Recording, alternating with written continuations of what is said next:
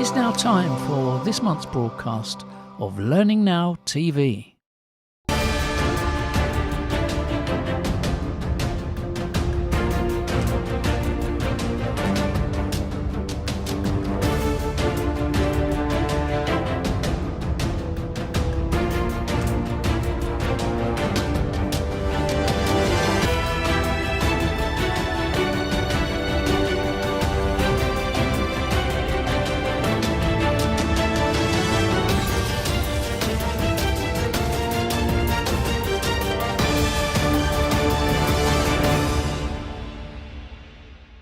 Welcome to the December edition of Learning Now Television. It's Christmas, we're feeling festive. Nigel, I feel like we should have worn hats or Christmas jumpers or something. But to celebrate, we've got an amazing array of guests to see us out of the year of 2022. Who have we got on, Nigel? Well, Kate, we always look festive with or without hats. You know that as well as I do. This is a reflection session, really. We're looking not backwards, because that would be slightly tedious. We're looking forwards, and the people helping us look forwards are, as well as yourself, Kate, we've got Kathy Hoy, Sharon Claffey-Caliubi, Henrietta Klutz, and Robin Hoyle. So we span the world from the US to mainland Europe to the UK. Well, that's almost the world. So we're really looking forward to the programme. Enjoy the show. Enjoy the show.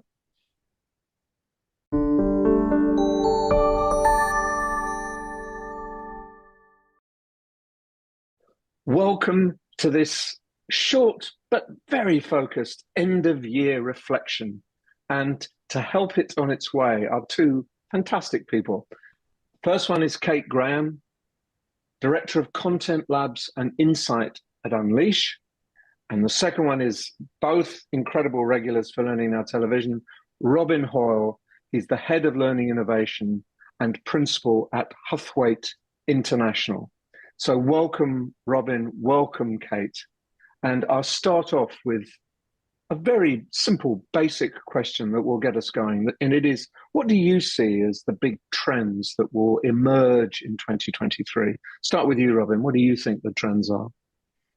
I think there are three areas which, unfortunately, if you use it as a mnemonic, come out as STI, which I'm not sure I recommend to everybody. But it's basically strategy, technology, and impact. And I think we've had a bit of a hangover from the early 2010s when people started saying, oh, you know, learning and development departments, they've got no understanding of business strategy, and what they do isn't focused on business strategy. And for quite a lot of us, that first of all came as a bit of a kind of puzzle, but it soon became a mantra that people repeated.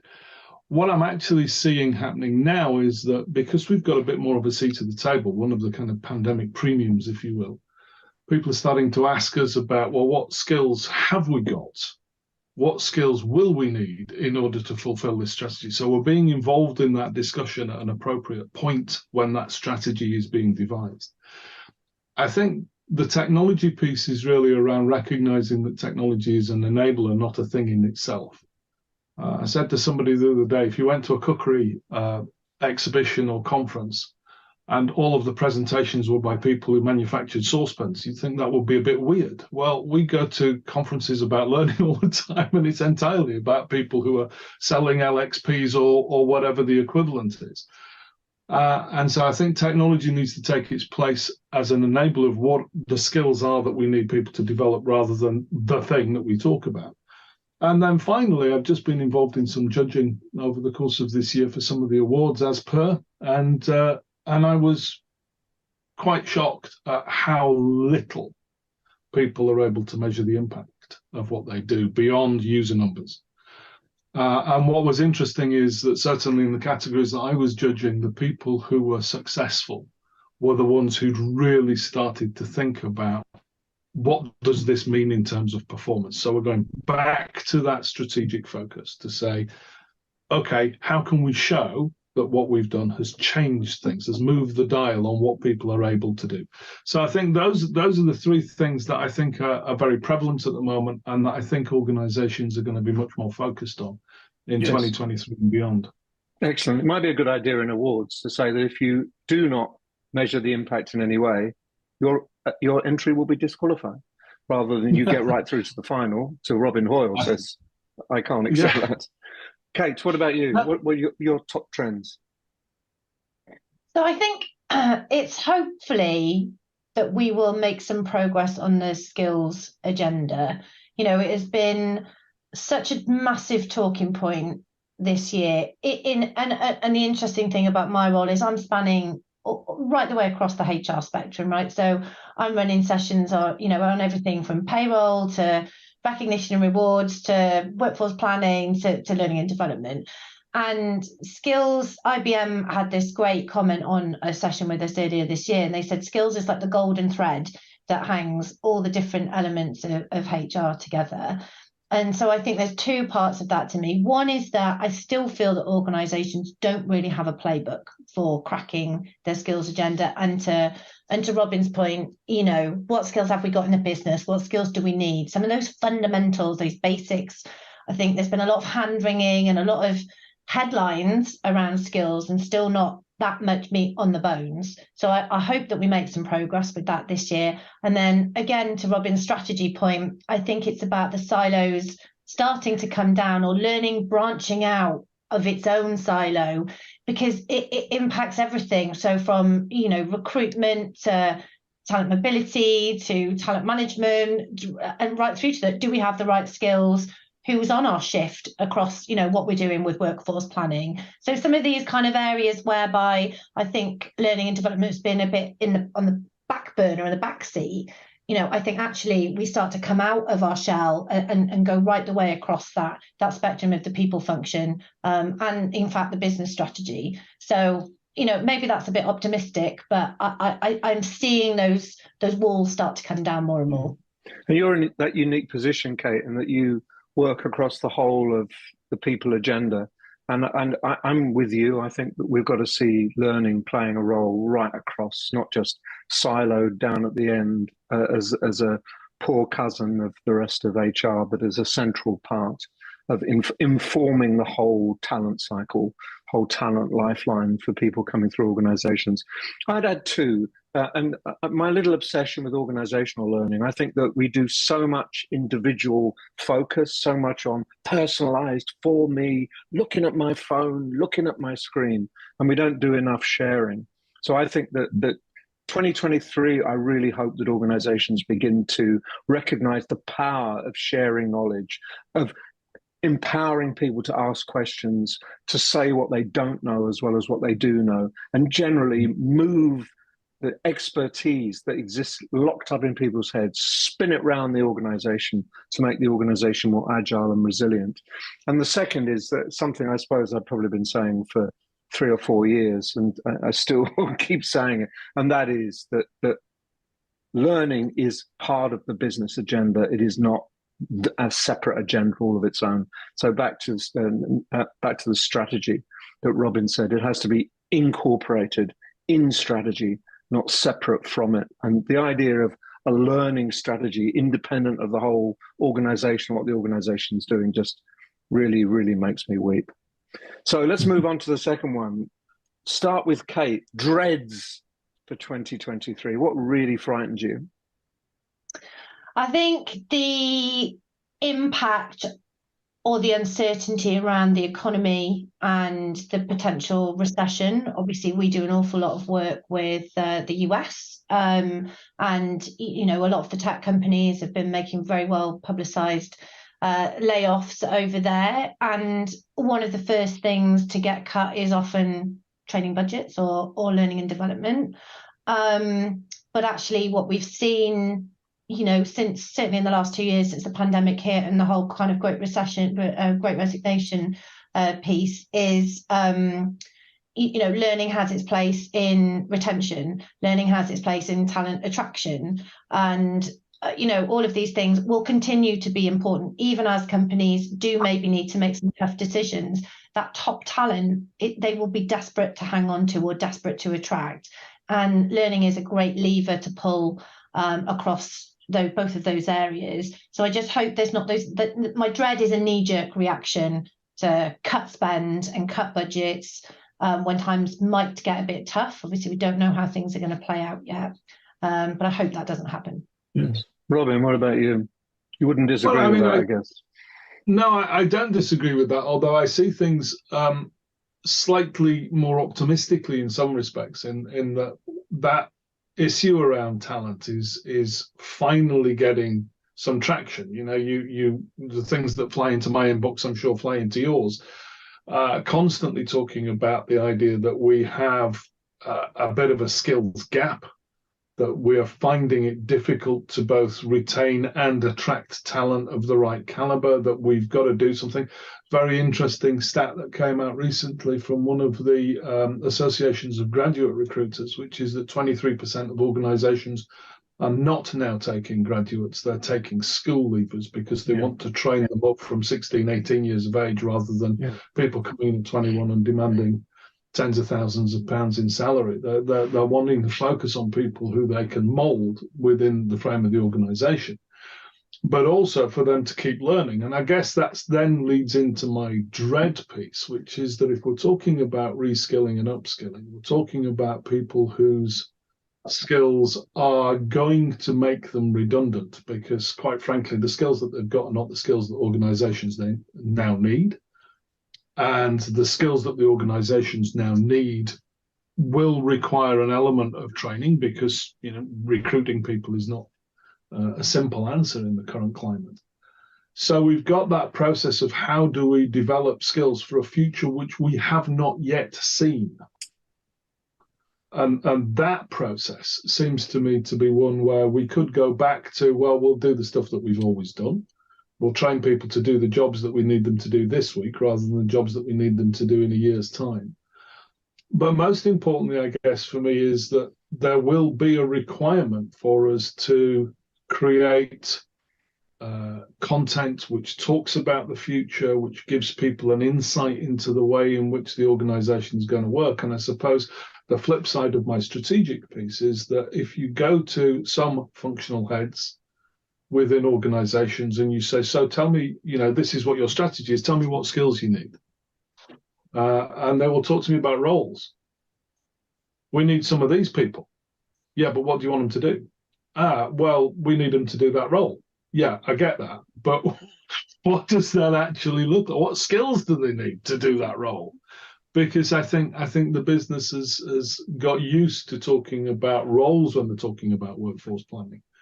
And workforce planning without understanding the skills that people will have and how and where and when they're going to use them is utterly meaningless. Yeah. So we need to start thinking about what the skills are rather than what the job titles are. Yes, I completely agree. Especially as organisations potentially become more team-driven or project-driven or gig-driven and potentially flatter, like those, you know, those org charts and, you know, everyone talks about business agility. You can't really achieve that with that level of... With a fixed role, with a fixed job. Yeah, that's not my job. That is my job. Yeah. And you can't achieve any kind of talent mobility without it being skill. I couldn't agree more with that, Robin. I think you've articulated that really well. Yeah, I think so too. I think that we will be moving into a skills economy, I think, rather than a jobs economy. I completely agree. Robin, absolutely. Sorry, and I used to use an example, which was some years ago. Sanya used to have a job description which was one line, and the job description was, "You are a Sanya worker." Yeah.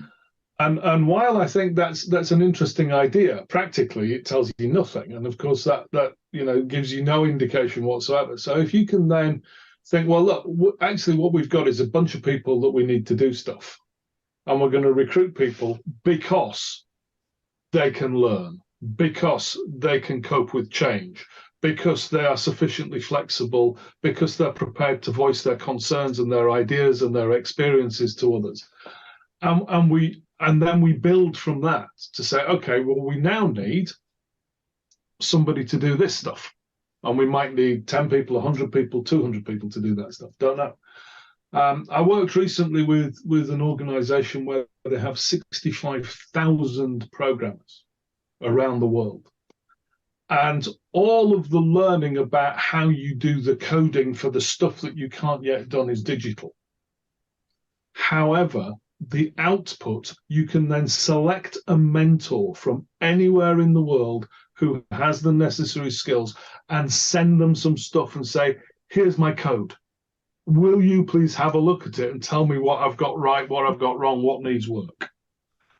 And that kind of self-driven desire to improve, for that to be recognized, supported by the organization, and build, but there's a chunk of content which sits under that. Yeah. And that's necessary, because until you've actually been told this is what good looks like, how on earth are you going to be able to replicate it? So, is it social learning? Yes, some of it is. Is it digital learning? Yes, some of it is. But it's actually more about learning being a component of the business. The point that you make, I think, Nigel, which is that organizational learning, which says, as part of our strategy, we recognize we have a bunch of people who will need new skills. Yeah. And here is our approach to enabling those skills to be gained and validated. And we shouldn't go crazy about we shouldn't be crazy about putting massive skills typologies together with 10,000s of skills at 4 levels. We should simply focus on what you need to do in this particular circumstance and who can help you do it. And a lot of this will be informal. My take on skills is that if we focus too narrowly on just looking at skills, we forget about the culture of the organization, and we have to prepare organizations for that kind of change and flexibility. And we have to prepare individuals to be ready to shift into a very different mode of work. And if we can get those things right, the right mindset, give people the right tools, the skills kind of fall into place. But if we obsess narrowly on skills, we'll just run into brick walls. We get resistance in the organization, resistance in individuals. So all of those points, I think we're almost saying exactly the same thing, that there's a changing world. And if L&D isn't participating fully, then it's really bad news, both for L&D, but I also think a bad news for organizations. They kind of need us to get through this next phase, and it will be very, very sad if we haven't seen some major shifts by the end of the year. Finally, last question. Go on, Robin. Sorry.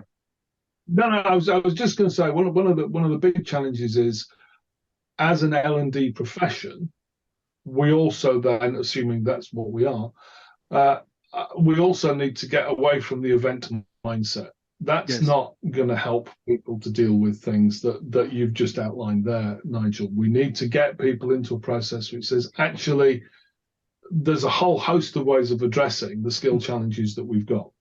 Yep. Going on a course is probably some way down the list. Right down there, yes, right down there. I completely agree. Right, just a one-liner. Personal aspiration for 2023, Kate.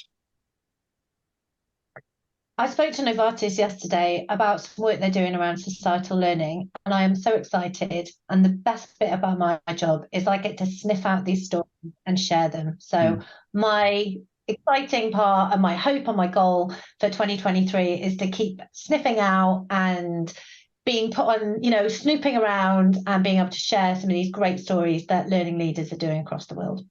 Great. Robin, one-liner.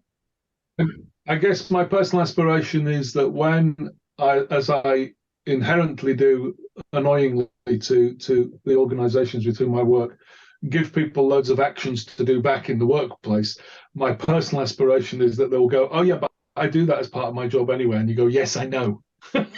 And that's the point. It's not extra, it's not separate, it's not different. It's the stuff you do.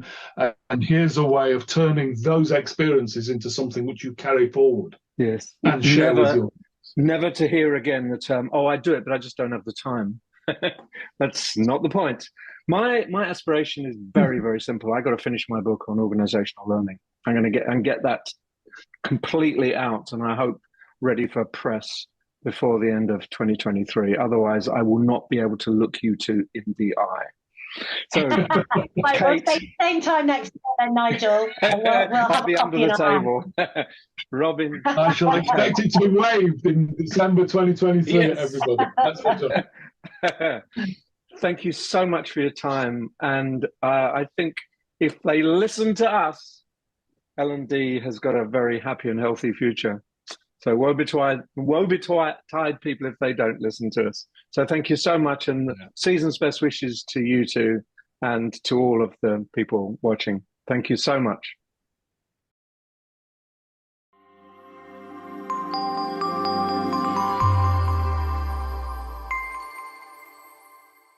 Growing your people can get pretty messy, but Degreed Learning Experience makes it neat by giving your workforce the flexibility to learn when, where, and how they want, and giving you the power to guide their growth so you can solve today's challenges while building the skills to take on tomorrow. Next up, I had the pleasure of speaking to Kathy Hoy, who is starting a very exciting new initiative for viewers of this programme called CLO 100.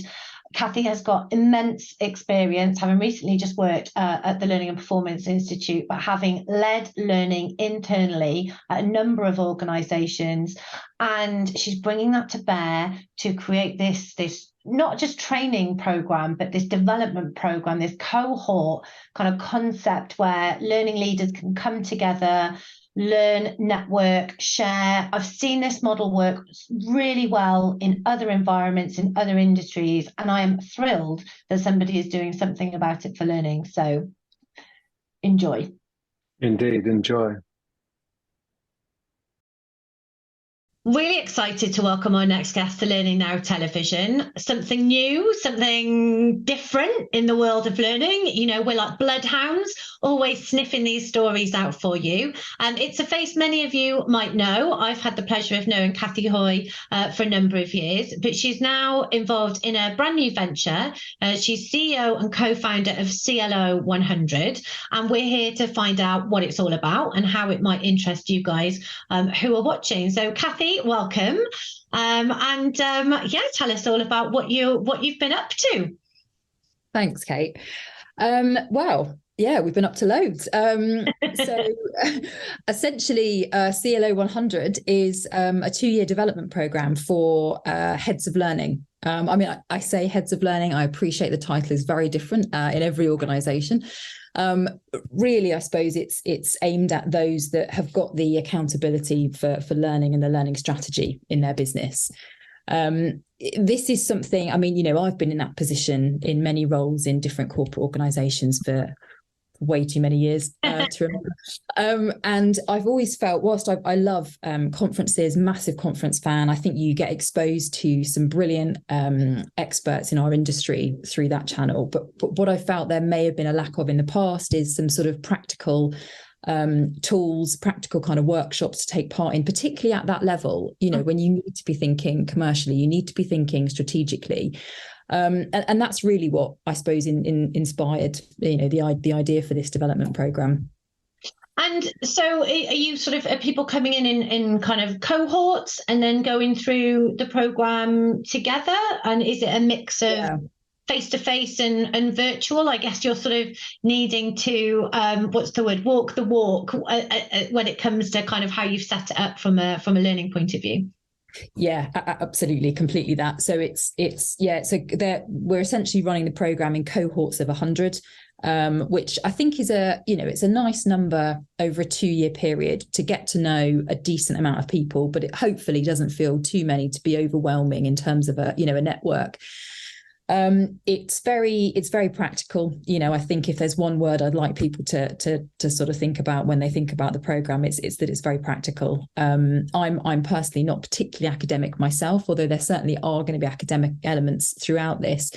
For me, it's about what can we actually give people to go back and make real transformational change in their organizations. And so, it consists of essentially onboarding, which is really where we find out everything about the individual. So what are their organizational challenges, their learning challenges, their own personal development needs and expectations for the program, because everyone will be slightly different. And that's going to kind of enable us to give a bit of a tailored path throughout the 2 years, so it doesn't feel like everyone's got to attend every part of it, because I think that might be a bit overwhelming, for some people. Yeah.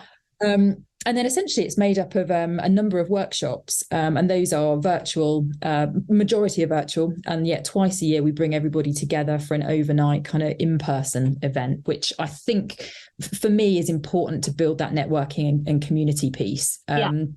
The other bit that's quite essential to the program is that everyone's actually allocated a coach as well throughout the 2 years. So, you'll have that one-to-one coaching, but also take part in maybe smaller group coaching if you've got, I don't know, maybe similar challenges to other people that are in the cohort. So you can kind of build a bit of a sub-community as well.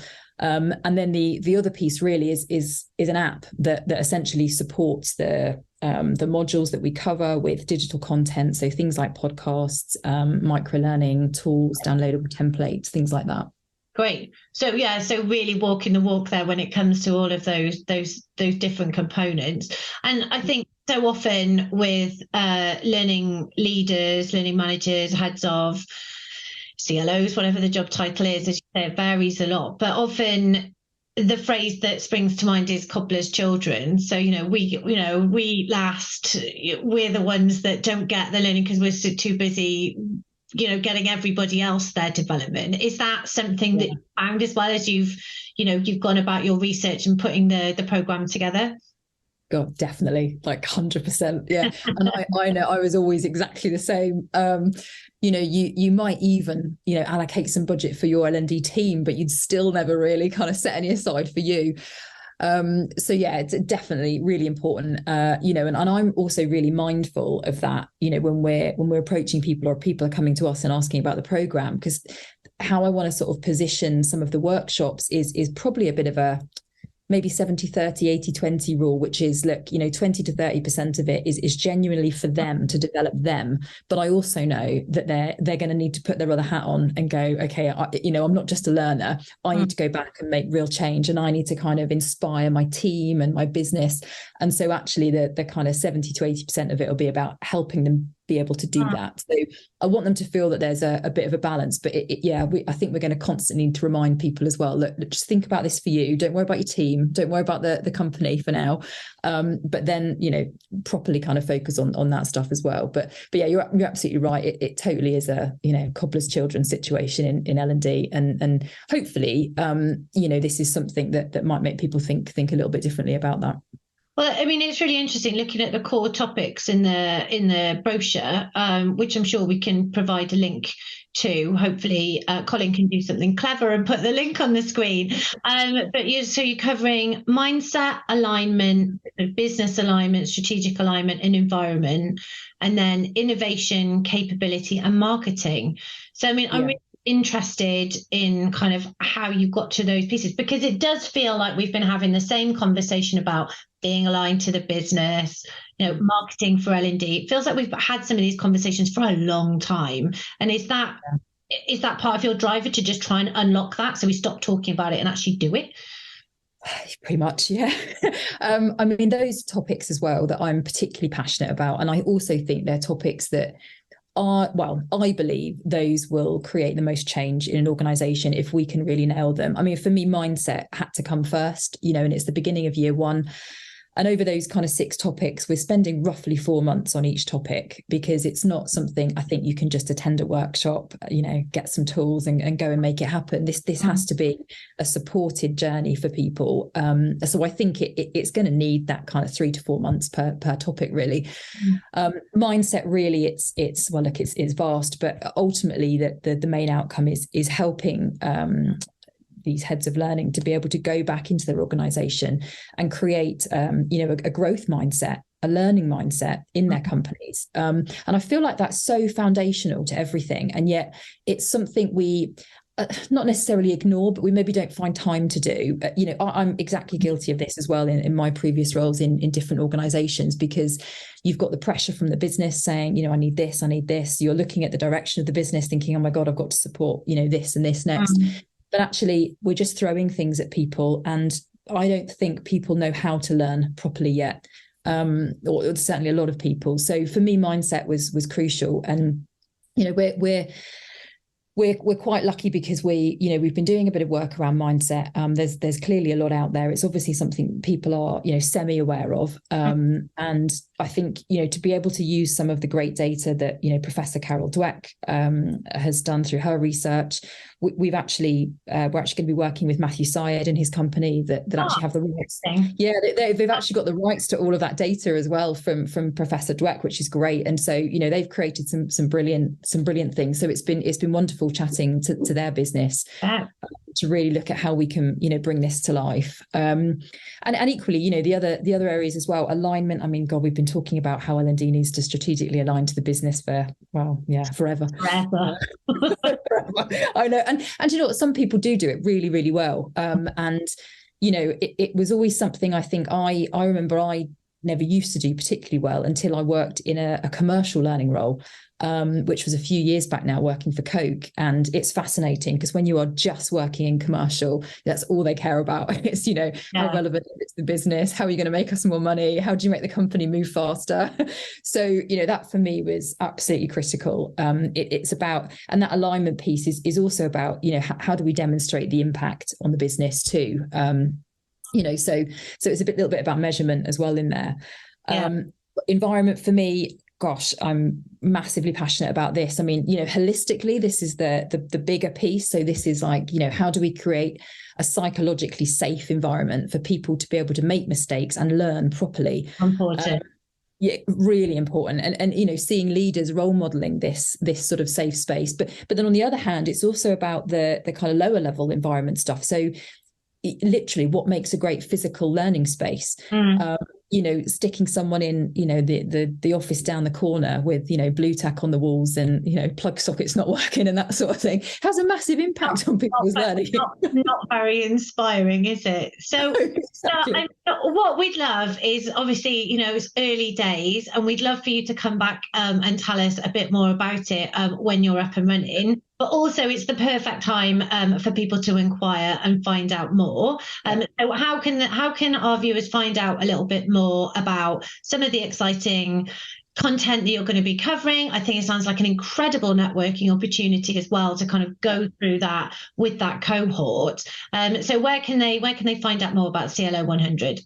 So if you literally search CLO 100, that'll take you directly to the website. And there you can we've got a lot of content on the website already talking about the programme, but you can download the brochure from there as well, which goes into a lot more detail, talks a little bit about, the sort of subtopics covered within each of those areas. If people are interested in applying, then they can do that on the website as well. Great. And then if they want to reach out for more information, like Twitter, LinkedIn, just hit you up. Yeah. Sort them through it. Fantastic. Well, I'm really excited for you, Kathy. Really excited for, and it's international. That's what the other point I just wanted to say. We'll see, it's in English, but yes, it is. It is. I mean, we with regards to the kind of face-to-face, the 2 overnight stays per year, we are doing those in the UK, but we have actually had a bit of interest from outside of the UK, which we weren't actually expecting initially. So yeah, but there's absolutely no reason why someone from outside of the UK couldn't join. Perfect.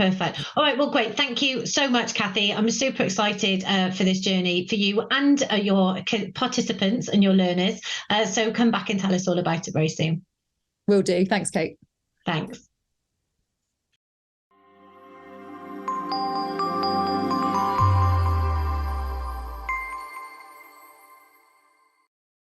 Upskill and inform your learners with Mind Tools for Business. Empower your people to thrive at work and help them step up and meet everyday workplace challenges with confidence. Our toolkit provides unlimited access to thousands of quality assured resources, all in one place. It's easy to use and on demand, anytime, anywhere. Experience stress-free onboarding with dedicated client partner support.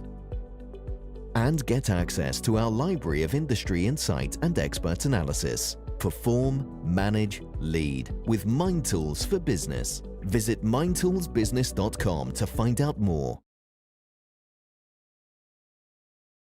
I tracked Henrietta Klutz down. She's in Amersfoort, just outside Amsterdam.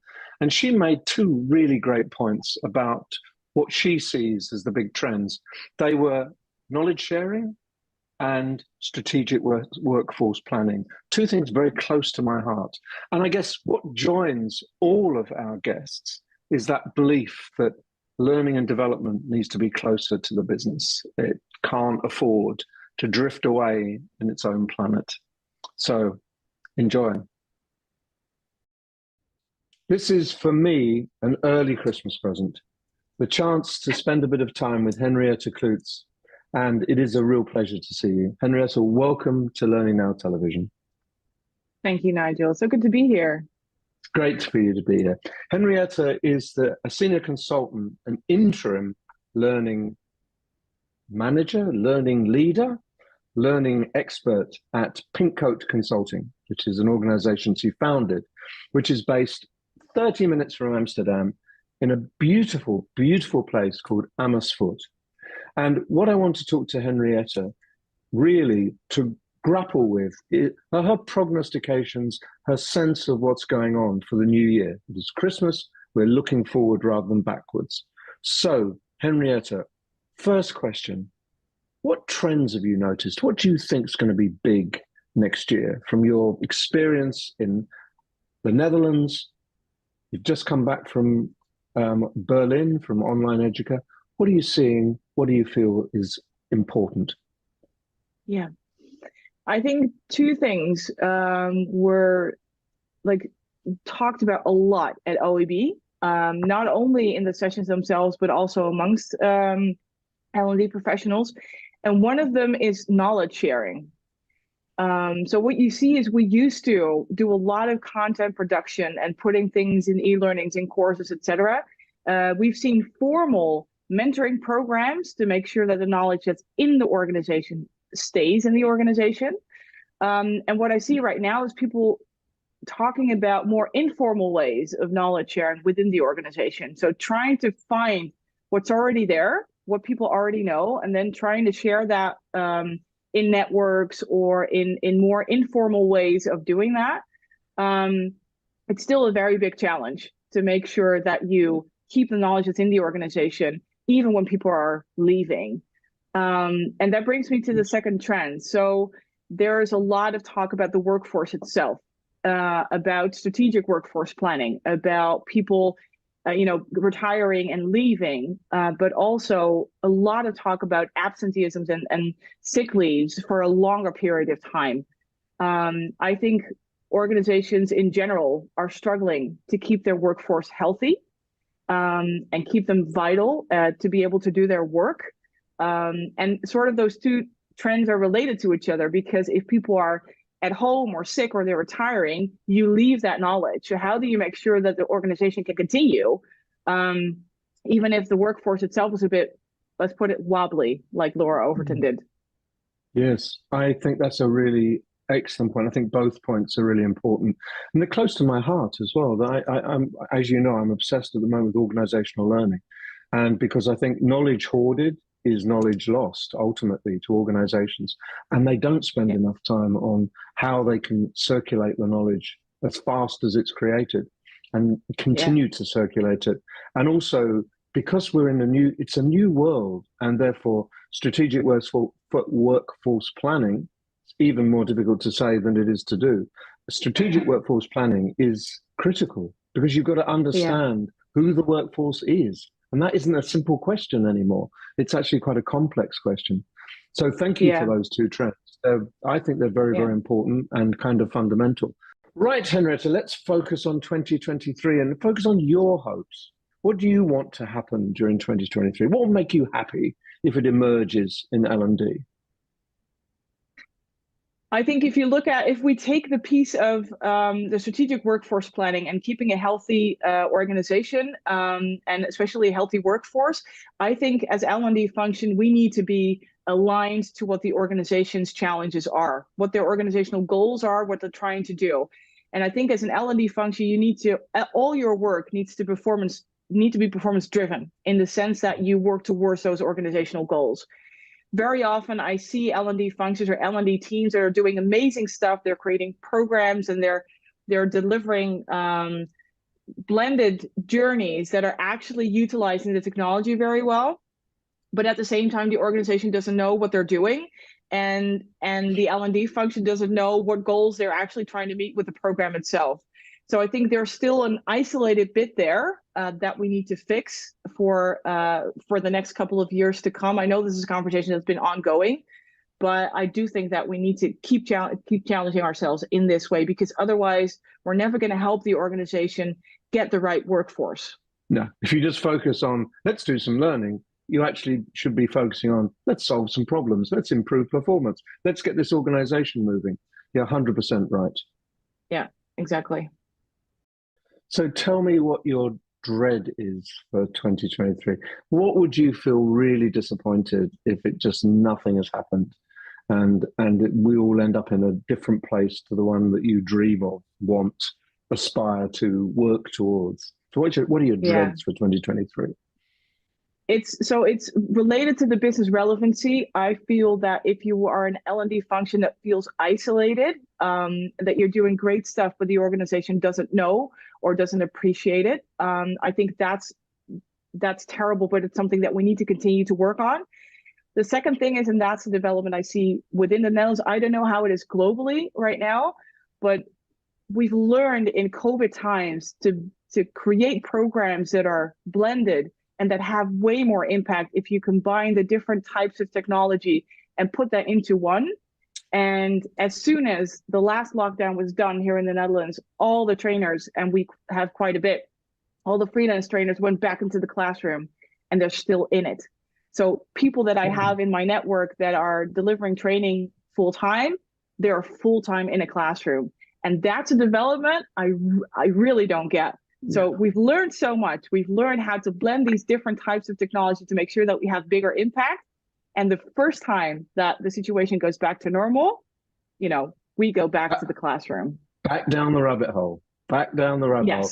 Even though we came out of the rabbit hole and the grass was absolutely wonderful and lush and green out there, we still run back down. First murmur. Yeah, I both of those I share. You're absolutely right. Yeah. And I think that's really scary, because there's the next step is, well, you're not really relevant for us anymore. No, we can do without you. We'll work in a different way. You haven't come with us.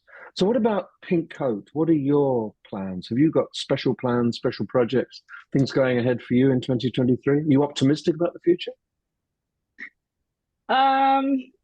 Sometimes yes, and sometimes definitely no. Because I think there are still a lot of challenges. I'm sometimes worried that the stuff hasn't changed. So when I look at OEB now or any other conference in a couple of years ago, I don't think the conversations have necessarily changed. What gives me hope is new people coming with great ideas. I spoke to this lady at OEB, and she said she spends 50% of her time in a virtual reality space. And 50% of her time with in the physical space with people around her. I thought that was fascinating, and I think our industry can learn more from that generation coming in.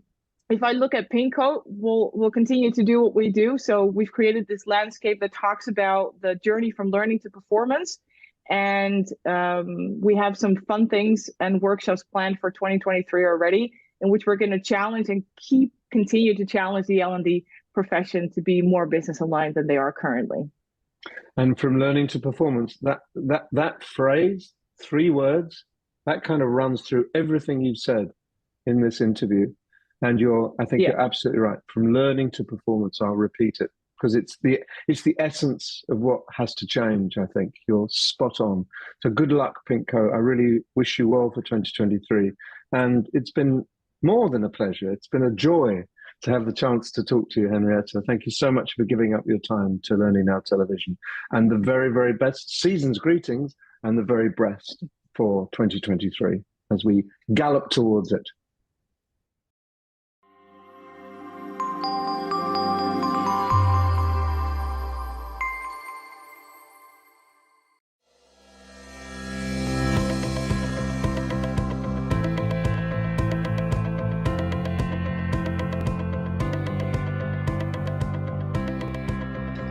Maybe we'll do that later.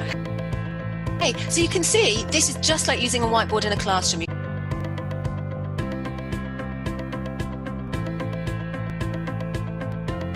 And then you do my 3-year-old's favourite, you just have a nice little wiggle. 1, 2, 3, rate it now.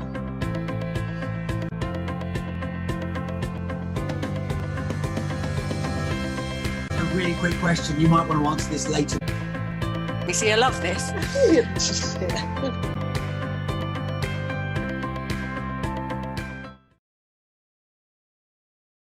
I caught up with Sharon Calliope. Sharon had been in Ireland the previous week with Elliot Maisy, helping facilitate his session where he was looking at trends, looking at things that had really excited him and the things that were driving him mad. So Sharon shared Elliot's perceptions, added her own, and drew upon Learning Pool and the kinds of demands that are being made on Learning Pool and its services. So it's a really interesting, perceptive interview. I'm really pleased to welcome Sharon Calliope to join me on Learning Now TV. Sharon is the VP of Strategic Alliances at Learning Pool. She's based in Boston, Massachusetts, and Learning Pool is headquartered in Derry, Northern Ireland, but is growing very, very strongly in the US.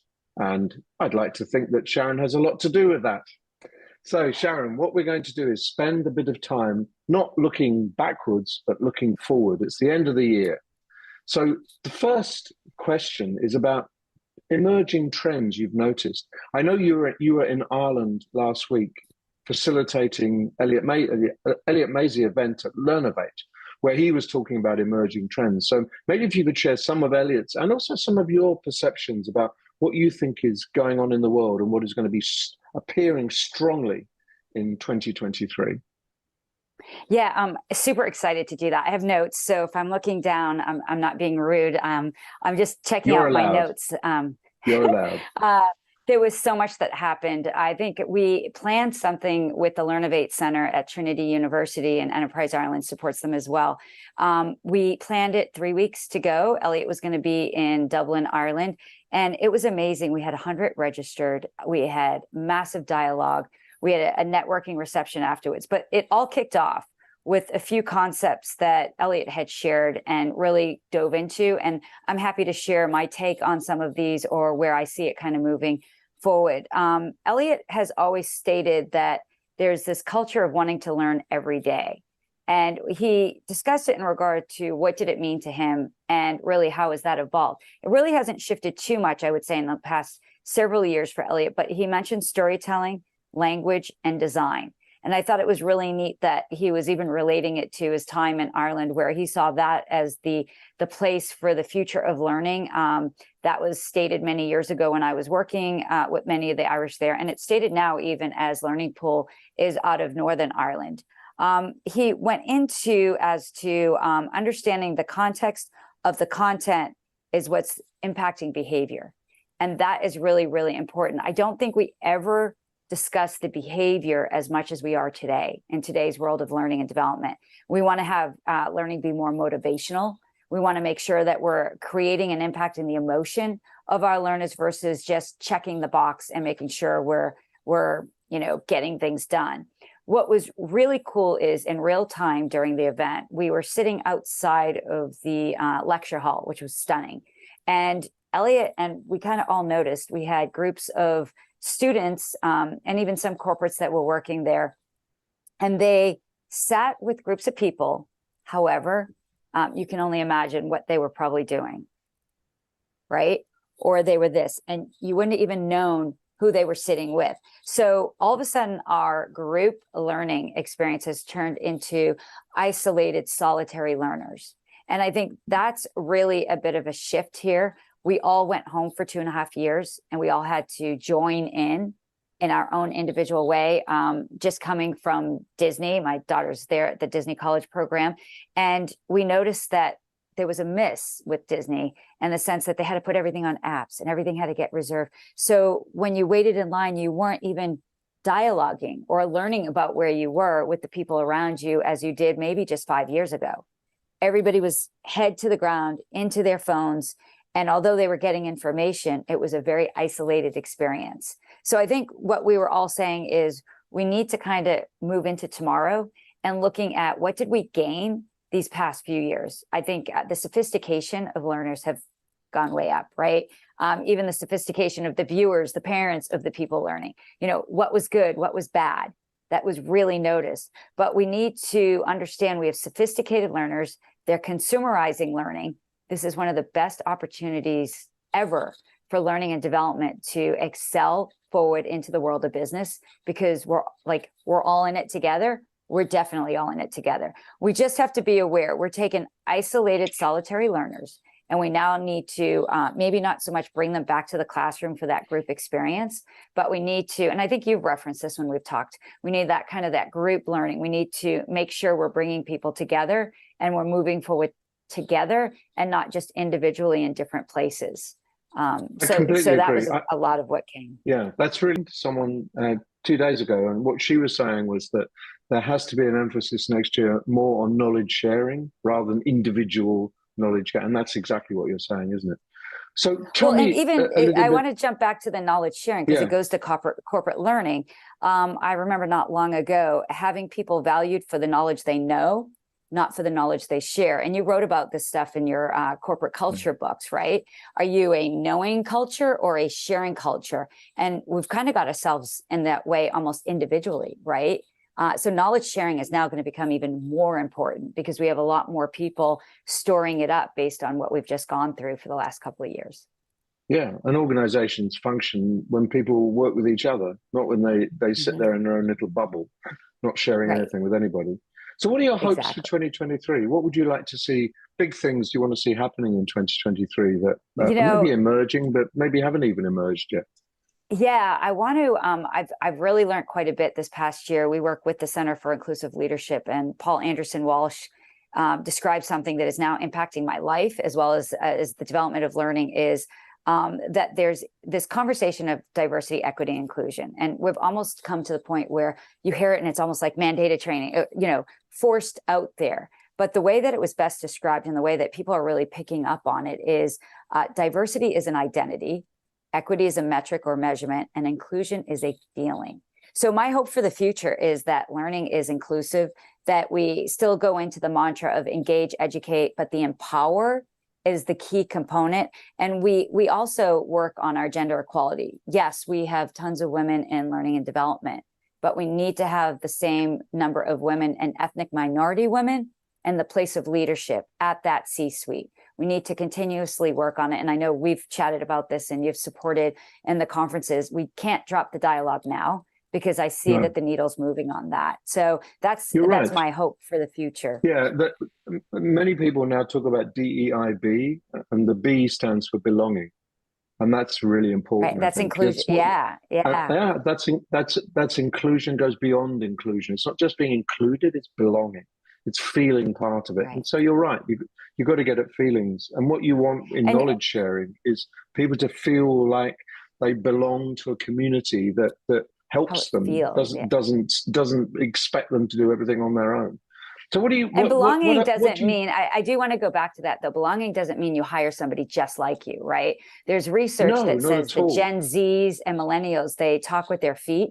Like if they see a disjustice, if they don't see that there's a diversity of thought and a diversity of everything in their workplace, they won't go, because they don't feel included. They don't feel like they belong in that environment. So I just, and those organizations aren't going to thrive. What do you dread? What's your nightmare scenario for 2023? Is there any things that don't happen would really upset you? Have you got any dreads? I do. I don't want us to blow it again. And I think you educated me on this many years ago, probably around 2008. But the corporate L&D space, potentially HR, but definitely corporate L&D in 2001 in North America had a great opportunity with the very tragic events of 9/11. There was no communication. L&D couldn't be taught in the classroom. We used video conferencing, that was my role at one point. And we blew it. We didn't get it right. We got too much into the technology versus what it was we were trying to get people to walk away with: shared experiences, changes in behavior, and actually the knowledge to carry the company forward. Once again, in 2008, we had another global crisis of the financial crisis. And it was a great opportunity again for L&D to take it by the reins, really move the world forward. And for whatever reason, I don't think we really took advantage of it. It wasn't seen after that L&D departments were critical to the business deliverable and the business goals of the organization. So I do believe now we are in a much better place We have a much more sophisticated workforce. We have a much more sophisticated leadership group that knows they cannot exist without some sort of balance of business results based on the experiential behavior changes that we're gaining with what we would call L&D. But I want to shoot the whole area. And Elliot referenced this, is we need to be business people. And you've always echoed it as well. And I believe corporate L&D can take its time now. We're at the table. We're like, for a while, we kicked the table over and we were all like standing there online and doing everything. We now have to be part of the business deliverables and the business results. We can't have the business move without us. So my dread is that we blow it again. And I don't think we will. Yeah, we end up we can't do that. We can't do it. So we have to make sure we take this. Own little bubble yet again. No, I think that the time is right. You're 100%. Couldn't agree with you more. Look, I really hope you have a great 2023 as well as your company. And some of these things not just come true, but are really powerfully present for us. So Sharon, it's really a pleasure to talk to you. Thanks so much for giving us your time and sharing your insights. Thank you. Thank you. I loved it. Hopefully I'll be back soon. Thank you.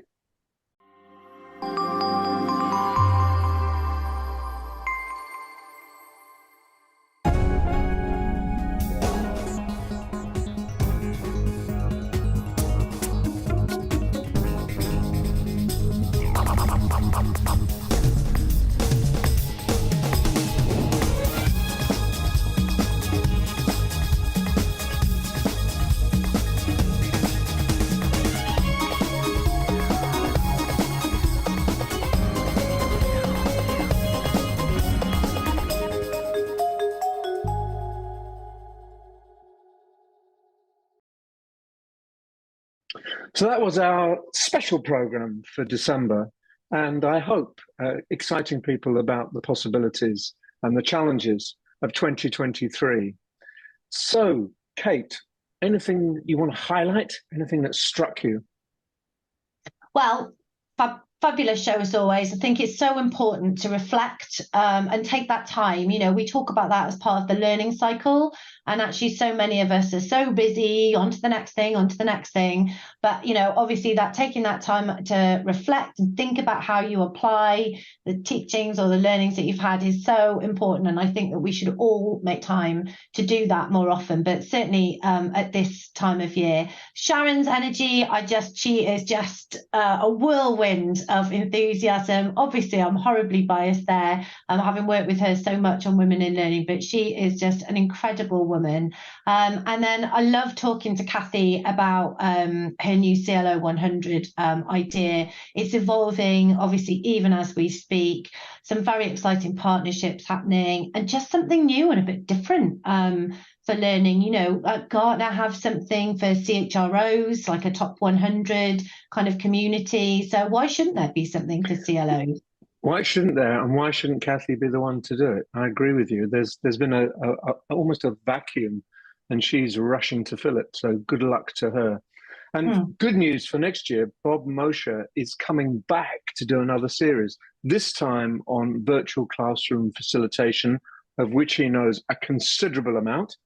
And we'd also want you to come back to us as well. Tell us what you'd like to see. What interests you? What would you want more of? And maybe even what do you want less of? As long as you don't say Kate and me, because that's non-negotiable. And we'd like to thank our regular contributors. Robin Hoyle came in, I think, on every single program. Martin Cousins with his research reports, virtually every single program. Rob Clark with his learning news, every single program. And Bob doing that fantastic series that he led us through, 6-part series during the year. So big thank you to all of those people. And also Michelle Parry-Slater. Don't forget the Charity Learning Consortium and Michelle Parry-Slater. Yeah, and our friends at the Charity Learning Consortium, Martin and his crew doing an amazing job over there. They do. And also our channel partners. It's always great to have that sort of support. Without our channel partners, you see them on the screen, but please give them a nod, give them the thanks, because we're very, very grateful to them. So that's it, Kate. That's it for 2022. And I will see you back again in 2023, as I hope most of you will come back to us in 2023 in the January program, end of January 2023. Have a wonderful festive season, everybody. Indeed.